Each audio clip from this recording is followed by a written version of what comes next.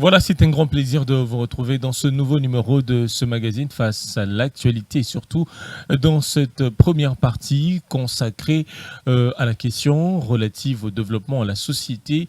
Vous le savez bien, le problème de l'accès à l'électricité demeure une préoccupation pour tous. Le manque de l'énergie électrique freine le développement socio-économique de la République démocratique du Congo. Alors la question que l'on se pose à tout moment, que faire pour améliorer le taux de desserte en électricité ici en République démocratique du Congo? Pour en parler, nous sommes sur ce plateau avec Emmanuel Moussouillou. Il est secrétaire exécutif de la CORAP. La CORAP, c'est une structure de la société civile qui milite pour l'accès à l'électricité. Eh bien, il y a pas mal d'objectifs que poursuit cette structure. Emmanuel Moussouillou, bonsoir et bienvenue.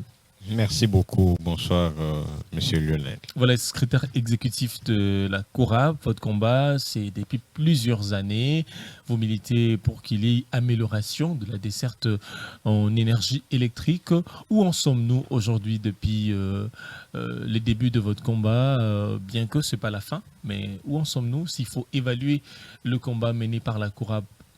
Alors, merci beaucoup tout d'abord pour l'invitation. Nous sommes très heureux d'être sur votre plateau pour parler de cette question de l'électricité. Mais je voudrais peut-être commencer par placer un mot sur ce que c'est la CORAP, parce que les gens qui nous suivent certainement, ils vont se poser la question. C'est en fait une coalition des organisations de la société civile engagées pour le suivi des réformes et de l'action publique. Donc, nous sommes là pour suivre plusieurs réformes qui sont engagées par le gouvernement. C'est vrai qu'on ne peut pas tout suivre, mais nous avons un focus dans le secteur de l'électricité ou le secteur de l'énergie de façon plus globale, comme vous l'avez annoncé. Nous travaillons sur des questions liées au changement climatique, donc le secteur de l'environnement dans sa globalité, les questions liées aux élections, éducation et autres. Donc, dans la stratégie, c'est qu'il y a de ces réformes qui sont suivies directement par la coalition à travers le secrétariat exécutif. Et il y a de ces réformes qui sont suivies et appuyées, je disais suivies par les membres et appuyées par le secrétariat exécutif.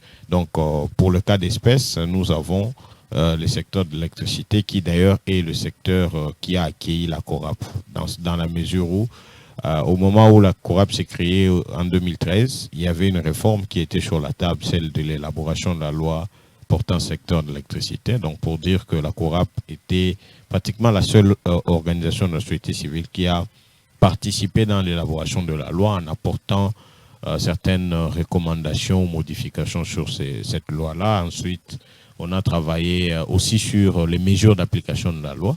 Nous sommes parmi les rares qui étaient autour de la table.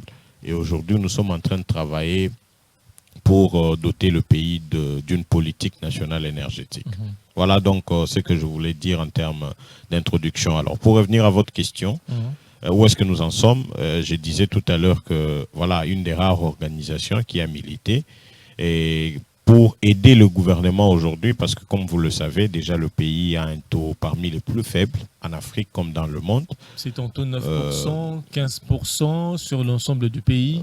Vous savez, aujourd'hui, on a maintenant l'aisance de dire que voilà, on a moins de 10%. Pourquoi? Parce que finalement, il n'y a pas de statistiques fiables. Aucune structure jusqu'ici n'a su prouver des parts de calcul fiables pour déterminer. Même nous, parce qu'en fait, le problème, c'est que tout d'abord, au niveau national, on ne sait même pas aujourd'hui la RDC a combien des populations, en fait, en termes de population. Déjà, c'est difficile. Chacun estime dans son coin. L'INES n'a pas des chiffres exacts et donc chacun spécule pour dire que déjà à ce point-là, on parle de moins de 10% d'accès à l'électricité. Comme je peux aussi faire remarquer qu'il y a des structures comme la Banque mondiale qui pourront vous dire que voilà, on est à plus de 15%. Chacun amène ses chiffres, mais en réalité, très peu de population ont accès à l'électricité en RDC. Parce que récemment, nous venons de faire un travail, certainement qu'on aura le temps d'y revenir. On a parcouru presque l'ensemble du pays, on a parcouru pratiquement 120 localités.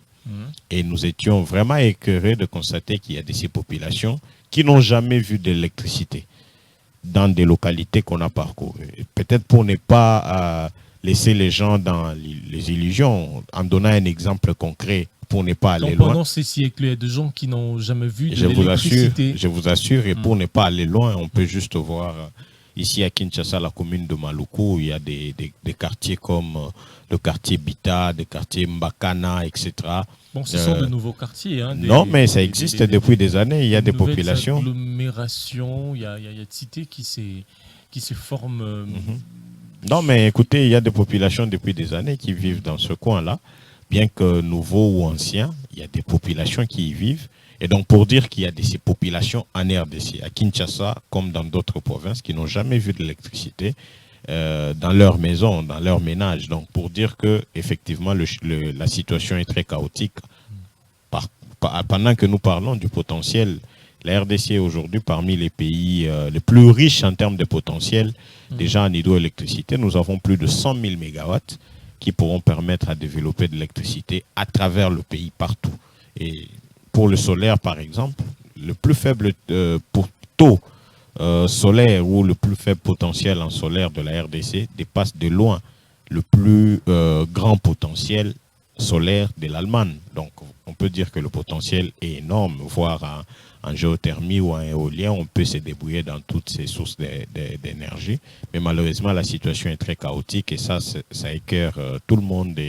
Mais c'est quoi la difficulté de migrer vers les énergies renouvelables? Vous avez parlé du potentiel solaire, il y a pas mal d'énergie. Hein. Comment on a du mal à migrer vers ce forme d'énergie? Alors, de par votre question, j'aimerais bien clarifier une chose, c'est que déjà la RDC est différente des autres pays, comme des pays à l'Occident qui aujourd'hui ont besoin de la transition énergétique, quitter les énergies fossiles pour aller sur les énergies renouvelables. Déjà la RDC avec son potentiel, vous connaissez que nous avons quand même des grands barrages ici, Inga 1, Inga 2 qui existent depuis des années. Nous avons des barrages de Zongo et plein d'autres qui existent. Cette forme d'énergie, c'est aussi une énergie renouvelable. Donc l'hydroélectricité fait partie des énergies renouvelables. Seulement, pour revenir à votre question, pourquoi on ne migre pas sur les autres formes d'énergie renouvelable, c'est-à-dire le solaire, et peut-être l'éolien et bien d'autres, c'est parce que déjà jusqu'ici, la stratégie de la RDC était basée sur l'hydroélectricité. C'est à peine que dans certaines institutions, on commence à voir qu'on forme les gens sur les énergies renouvelables. Mais s'il faut aller, par exemple, dans la plus grande institution technique que nous avons en RDC, c'est l'ISTA, n'est-ce pas? Et l'ISTA, on forme des hydroélectriciens. On n'a pas formé depuis des années des gens qui pouvaient développer des compétences sur les autres formes d'énergie. Ça, c'est une première des choses. La deuxième des choses, c'est que depuis 2014, nous avons une loi qui régit le secteur. Mais cette loi-là, quand vous la lisez à fond, vous allez vous rendre compte que les autres formes d'énergie ne sont pas non plus développées. Il y a peut-être un article qui essaye de la loi parler... sur la libéralisation. C'est la loi portant secteur de l'électricité. Donc c'est une loi 014 la loi 14/011 qui a été promulguée depuis, je pense, le 14 juin 2014. Donc cette loi-là ne met pas en avant les autres formes d'énergie. Elle est vraiment focus sur l'hydroélectricité. Ça crée un problème. Peut-être qu'une autre chose que je pourrais mentionner ici, c'est que même dans l'hydroélectricité, il y a deux types je dirais de segments qu'on peut développer. Il y a cette hydroélectricité ou ces secteurs centralisés et ces secteurs décentralisés. Donc, une des choses qui a fait que nous puissions vraiment passer beaucoup de temps sans le développement effectif du secteur de l'énergie en promouvant ces autres formes d'énergie, c'est qu'on est resté figé sur cette stratégie du développement du secteur de façon centralisée. Je disais tout à l'heure que ces secteurs centralisés, ça signifie on met beaucoup d'énergie pour produire ou carrément construire des grands ouvrages énergétiques qui sont, n'est-ce pas, sous la gestion directe du gouvernement central, qui nécessitent beaucoup de moyens, qui mettent aussi beaucoup de temps à être réalisés. Et ce système d'électrification, n'est-ce pas, n'a pas permis le pays à développer son secteur. Par contre, avec l'Atlas sur les énergies renouvelables, qui, n'est-ce pas, nous a démontré qu'il y a une possibilité où carrément on peut trouver plus de 800 sites à travers la République, à travers lesquels on peut n'est-ce pas, ériger des petites centrales ou des micro-barrages en termes décentralisés. C'est plus fréquent au niveau de l'Est du pays. Hein. De l'Est, ils sont très des avancés. Micro-barrages, beaucoup. En effet. Mais donc, ce qui est étonnant également, ce ne sont pas pour ces propriétaires ne sont pas le fils du pays, ce sont des étrangers. Alors, je voudrais peut-être clarifier aussi une chose par rapport à ça, c'est que déjà, vous parlez de Goma. Il y a plusieurs initiatives. Si vous permettez, on peut citer Virunga SARL qui produit de l'électricité aujourd'hui.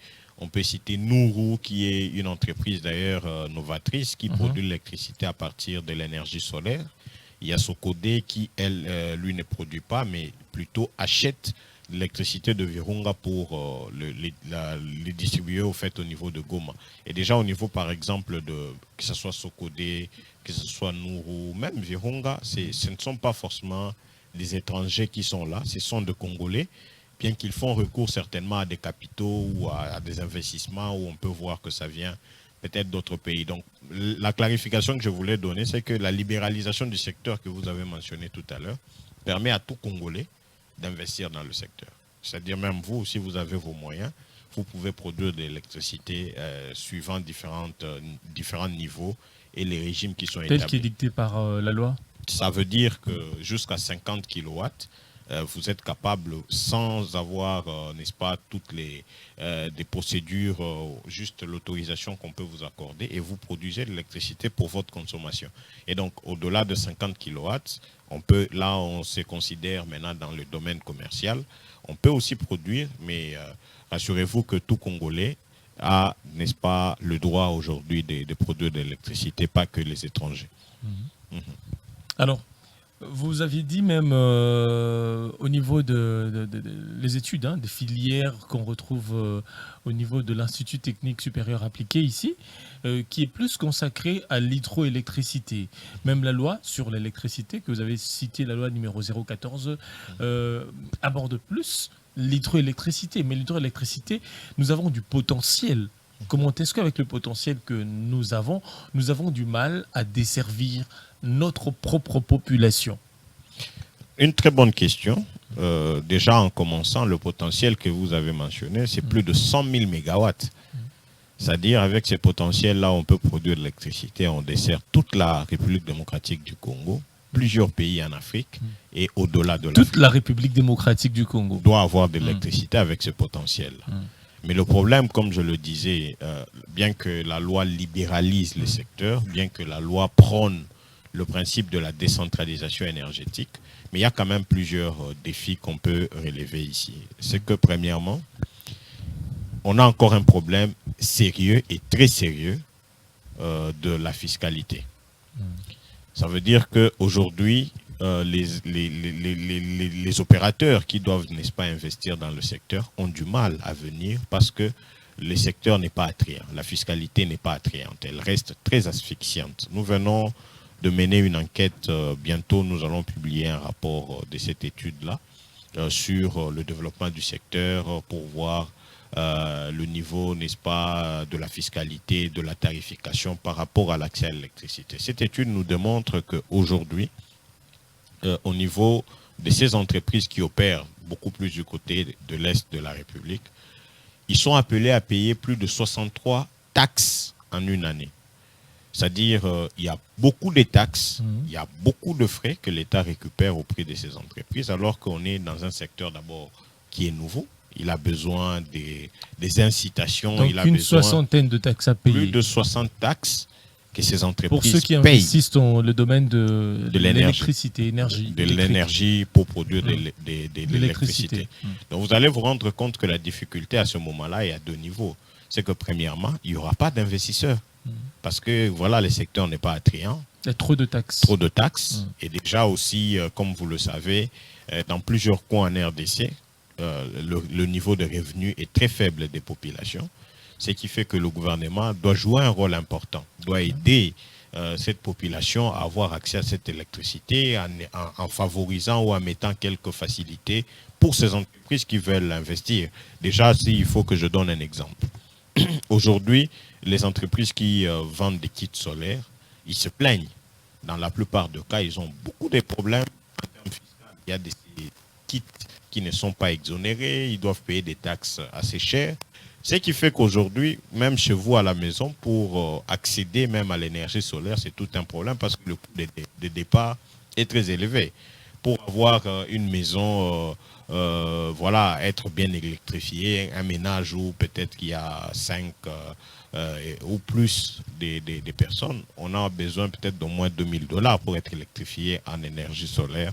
Ce qui coûte énormément cher pour le petit peuple. Oui. C'est quel petit peuple aujourd'hui qui est capable de payer $2000 Même $500, c'est trop. Vous allez vous rendre compte que la fiscalité, parce qu'elle n'est pas attrayante, ça ne facilite aucune chose. Je parlais de 2 dimensions, ça c'était la première. Et la deuxième dimension, c'est que plus il y aura des taxes, même s'il y a de l'électricité, la population ne sera pas à même de payer. Parce que ces entreprises qui investissent bien complètes pour qu'il y ait des facilités, ils sont là pour le commerce, pour leur intérêt. C'est-à-dire les taxes qu'ils payent auprès de l'État, d'une part, et d'autre part, ils arrivent à les récupérer en faisant payer plus cher la facture de l'électricité aux populations. Donc, dans tout le cas, c'est la population qui en pâtit. Donc, par rapport à votre question, ça, c'est vraiment le premier goulot d'étranglement que nous avons au niveau du pays. Il faudrait que les autorités voient comment est-ce qu'on peut résoudre ce problème en mettant en place une stratégie ou une fiscalité vraiment attrayante stratégiquement pour aider à ce qu'il y ait plus d'investissement. Deuxièmement, aussi, pourquoi est-ce que ça ne se développe pas? On est dans un contexte où la libéralisation du secteur aujourd'hui permet à ce que le gouvernement central soit une entité qui puisse booster, n'est-ce pas, le développement du secteur. Les provinces, ils ont la capacité aujourd'hui de gérer ou d'initier des projets ou de donner même des autorisations aux activités qui sont, n'est-ce pas, à l'échelle provinciale. Au-delà d'eux, il y a toutes ces entités territoriales décentralisées qui sont aussi en même temps habilité à faire avancer certains projets. Mais le constat fait, c'est que aujourd'hui, la plupart de tous ces acteurs ne sont pas formés. Okay. D'ailleurs, vous serez surpris de savoir que certains ne connaissent même pas la loi. Certains ne connaissent pas les mesures d'application. Ils ne connaissent pas les mesures d'application qui ont été rendues publiques depuis. Et donc, ça fait que ceux-là qui devaient travailler pour booster le développement du secteur ne sont pas à même aujourd'hui ou n'ont pas la bonne connaissance de leur secteur. Et ça ne peut pas faire avancer les choses. Par contre, au Nord Kivu notamment, on a vu qu'il y avait un gouverneur à l'époque très dynamique, son excellent Julien Paluku, qui avait accordé beaucoup de facilités et qui a joué un bon rôle en termes de management pour amener des investisseurs à son niveau. Vous voyez? Donc, dans d'autres provinces, aujourd'hui, c'est un problème. Déjà, ils ne savent pas, certaines autorités ne savent pas ce qu'ils vont faire. Les chefs de division dans toutes ces provinces-là, qui sont même les répondants directs du ministère à travers le secrétariat général, ils ne sont pas non plus à même de faire avancer les choses. Et ça, c'est un problème. Donc, je vous disais que ce sont là pour nous les deux vraiment goulot d'étranglement qu'il faut résoudre. Voilà. Avant dernière question, il y a dans les cas de la campagne Tobo Imolili, donc vous devriez organiser un sit-in, c'est une question d'actualité, contre la mauvaise qualité de la desserte en électricité, et vous avez échangé avec le directeur général de la SNEL. D'emblée, vous avez avorté l'activité. Quelle garantie vous a-t-il donné? Et puis, une autre question par rapport à son interpellation devant la représentation nationale sur toujours la qualité de l'électricité, du courant électrique dont bénéficie la population congolaise de manière générale. Il a été jugé de moins compétent, de ne pas être à la hauteur, de répondre aux besoins, aux services congolais. Quel est votre commentaire par rapport à tout cela? Merci beaucoup pour la question. Je pense que c'est vraiment pour nous une opportunité de clarifier les choses, n'est-ce pas, de passer un mot sur le contexte. Déjà, parlant de la campagne, c'est la campagne Tobo Imolili. Carrément, Tobo Imolili, c'est tout d'abord la campagne sur l'accès pour tous à l'électricité. Ici, parce que la situation de la desserte, elle se dégrade tout le jour. les populations, parce qu'on est à Kinshasa, en termes de statistiques, Kinshasa prend près de 50%, plus de 50% de l'énergie qui est produite en RDC. Et donc, Kinshasa devait être une province où les gens devaient être aisés, à l'aise, n'est-ce pas, Les en miroirs, ce qui la concerne capitale. l'accès à l'électricité, déjà parce que le pourcentage qui lui est accordé par rapport à l'échiquier national est important. Et donc, la campagne Toboy Molili a été lancée pour interpeller les autorités.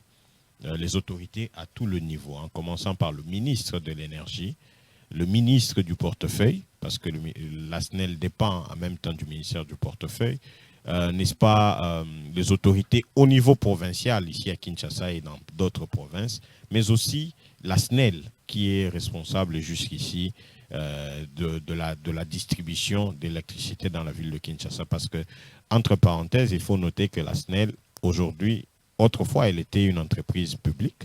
Maintenant, c'est une entreprise commerciale.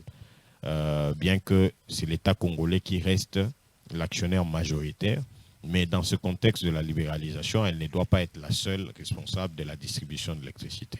Donc, c'est depuis le mois de février que la CORAP a lancé cette campagne avec plusieurs activités à la base. Nous avons été dans au moins 18 communes, dans des quartiers populaires. Sur le 24 qui compte la ville de Kinshasa. De Kinshasa, parce que la campagne continue. Dans les 24 quartiers où on était au contact des populations qui vivent le jour de ce problème au fait d'accès à l'électricité, où on a identifié des cas et des cas et des cas, n'est-ce pas, d'insatisfaction de population. Alors, à la suite de ces descentes sur terrain, nous avions produit un cahier des charges ou carrément un mémo que nous devions déposer auprès des autorités du pays. Entre autres, le ministre de l'Énergie, comme je l'ai cité ici, la SNEL également. Et donc, pour manifester, n'est-ce pas, ce mécontentement de la population, nous avions voulu que cela soit fait à travers une marche, mais le contexte sécuritaire ne pouvait pas nous permettre d'organiser une marche. C'est comme ça que nous avions mis ça sous la forme d'un sit-in.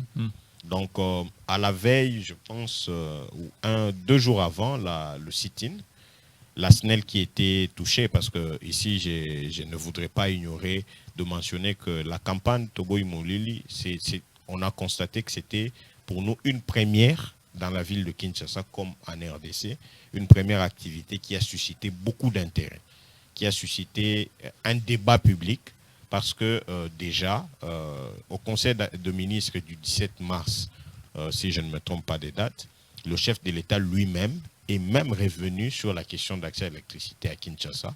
Et on était content de voir que le chef de l'État a parlé de la problématique dans des termes de population. 93e, je crois. N'est-ce pas? Des ministres, dans les termes des populations, il a parlé des délestages, il a parlé de la problématique à Kinshasa en recommandant même la SNEL de mettre en place un programme pour communiquer sur les délestages, etc. On était content de voir que l'écho de cette campagne a touché le numéro 1 des citoyens congolais. Au-delà de lui, c'est le gouvernement, c'est la SNEL également. La SNEL a saisi la CORAP à travers une correspondance officielle où il a demandé, n'est-ce pas, que nous puissions mettre en place un cadre de dialogue. Pourquoi? Parce que déjà répondant à la préoccupation du chef de l'État d'améliorer la communication, il estime que la CORAP étant proche des populations, ça pourra faire un pont. Et justement, c'est aussi dans le rôle de la CORAP, parce qu'en tant que plateforme d'ONG, dans le suivi des réformes, la CORAP a pour vision de jouer l'interface entre les autorités et la population sur les différents problèmes qu'elles vivent. C'est-à-dire dans les actions publiques et les réformes qui sont engagées, il faut voir comment est-ce que ces réformes ou ces actions prennent en compte les demandes des populations. Donc il faut être dans l'action pour amener ces préoccupations et ramener auprès des populations par la suite les informations. C'est dans ce contexte-là que la CORAP a accepté cette invitation de la SNEL. Et donc, vous aviez posé la question sur ce qu'on a eu comme assurance auprès de la SNEL. Premièrement, la SNEL le DG de la SNEL qui a été nommé il y a 4 mois, il nous a fait part de la situation, n'est-ce pas, aujourd'hui de la SNEL et de l'accès à l'électricité dans la ville de Kinshasa, laquelle situation est dominée par le fait que déjà le gouvernement congolais, qui est un des clients importants de la SNEL, parce qu'il faut se dire que la SNEL, dans la ville de Kinshasa, a 500 MW, et le gouvernement congolais consomme aujourd'hui près de 150 MW par des institutions que nous avons. Et donc, chaque mois, il doit payer des factures. Mais aujourd'hui, il a une dette de plus de 140 millions. Qui s'accumule. Qui s'accumule d'ailleurs chaque mois parce que cela n'est pas automatique. Ça, c'est de un. Des deux, il nous a fait savoir qu'il a trouvé, n'est-ce pas, dans les caisses de la SNEL, à l'époque, parce qu'il était DGA, bien évidemment, il a mentionné au procès où il disait que ça faisait plus ou moins 3 ans passés, malgré qu'il était déjà, il n'était plus associé à la gestion. Mais il nous a fait savoir qu'il a trouvé une dette de plus de 80 millions de dollars dans des banques. Donc, il a trouvé des dettes parce qu'aujourd'hui, la SNEL, à l'époque, c'est nous qui vendions de l'électricité dans certains pays ici. Mais la SNEL, aujourd'hui, achète l'électricité de pays, n'est-ce pas, de Grands Lacs pour desservir Goma et Bukavu. La SNEL, aujourd'hui, achète de l'électricité de la Zambie pour soutenir, n'est-ce pas, les activités minières. Et donc, il a trouvé une situation telle que la SNEL n'est même plus à des dettes de plus de 5 millions, 10 millions de toutes ces entreprises d'autres pays. C'est-à-dire qu'il y avait une mégestion, il y avait un problème sérieux au niveau de la SNEL. Et pour ne pas, n'est-ce pas, prendre tout le temps, en fin de compte, il nous a demandé pour dire, voilà, le plan que j'ai. Il y a la question des délestages qui se répète. D'ailleurs, la situation se dégrade. Son objectif, c'est que dans le bref délai, parce que je pourrais vous choquer, selon ce qu'il nous a dit, et ça peut être vérifié, aujourd'hui, la SNEL n'a même pas de stock de cabines. La SNEL n'a même pas de stock de câbles. Donc, la situation, elle est très chaotique. Donc, pour dire qu'il nous a promis, sur base d'un plan qui a été présenté, je pense qu'il l'a présenté aussi au Parlement, de comment est-ce qu'il compte, dans le bref délai, sortir du problème. C'est comme ça que, pour nous, l'essentiel dans le sit-in qu'on devait organiser, on cherchait quoi? On cherchait faire entendre les voix des populations, on cherchait rencontrer ces autorités pour discuter avec eux de façon directe de toutes ces problématiques. Et quand lui, il ouvre sa porte pour nous présenter la situation et surtout nous promettre d'améliorer, c'est comme ça que, si vous vous souvenez, à la suite de cette réunion, nous avons fait un communiqué de presse ou une note d'information où on a d'abord restitué les discussions et nous avons fait savoir que la CORAP a suspendu ce sit-in dans le sens d'observer dans les 3 mois prochains, sur base des promesses faites et l'évolution de la situation, pour relancer les activités, parce qu'en même temps, on a stoppé le sit-in, mais les activités continuent. Et je pense que d'ici très peu, si la situation ne s'améliore pas, et là, la population aura elle-même, surtout à se prendre en charge et à exiger qu'il y ait toutes ces améliorations. Voilà un peu ce que je vous dirais de par les discussions avec la SNEL. Peut-être pour enchaîner avec la situation du Parlement. Nous sommes heureux. Je disais tout à l'heure qu'on a vu le président de la République être touché par la campagne. On a vu la SNEL ou le gouvernement également. Mais encore une fois de plus, l'action du Parlement, bien que cela n'a pas été initié par nous, un député a fait ses enquêtes, etc. Mais il a saisi le bon moment, le moment où la population est en colère. Et c'est à cause de la campagne ou grâce à la campagne que nous sommes arrivés à ce contexte-là qui l'ont interpellé. Alors, qu'est-ce que moi je veux dire rapidement sur la situation au Parlement? C'était très bien que le Parlement se saisisse du problème. C'est très bien que le Parlement lève le ton, hausse le ton sur comment est-ce qu'on doit gérer les entreprises publiques, comment est-ce qu'on doit gérer le secteur. Mais ce que nous demandons au Parlement, c'est d'aller au-delà. Parce que la SNEL n'est qu'un exécutant. La SNEL est une entreprise d'ailleurs commerciale aujourd'hui. Le secteur a été libéralisé. Nous nous posons des questions essentielles. Pourquoi depuis 2014, il n'y a pas assez d'investisseurs dans le secteur? Et ça, c'est le gouvernement, c'est le ministère de l'Énergie qui doit répondre à ces questions-là. Pourquoi depuis des années maintenant, on ne produit pas d'électricité?